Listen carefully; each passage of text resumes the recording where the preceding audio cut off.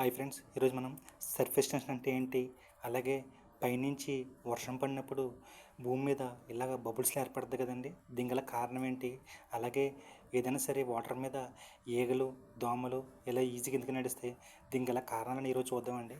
ఫస్ట్గా surface tension ఏంటంటే ఏదైనా సరే వాటర్ మీద వర్షం పడినప్పుడు ఇలా బిందువులు కింద ఏర్పడుతుంది కదండి, ఇలా బబుల్స్లో ఏర్పడుతుంది కదా. ఇలా బబుల్స్గా ఏర్పడి ఉండడాన్ని ఏమంటారంటే సర్ఫేస్ టెన్షన్ అంటారన్నమాట. దీని ఎగ్జాంపుల్ వచ్చేసి వాటర్ అనేది హీట్ చేస్తే సర్ఫేస్ టెన్షన్ కూడా పెరుగుతుంది అన్నమాట. అది ఎందుకంటే వాటర్ అనేది హెవీ హీట్ చేయడం వల్ల వాటర్ హెవీ హాట్ వాటర్ మీద ఇలా బబుల్స్ వస్తాయి కదండి. దాని గల కారణం కూడా సర్ఫేస్ టెన్షన్ అనమాట. దీన్ని బేస్ చేసుకునే టీలు కాఫీలు హీట్ చేసి తాగడం వల్ల చాలా ఇవి రుచికరంగా ఉంటాయన్నమాట.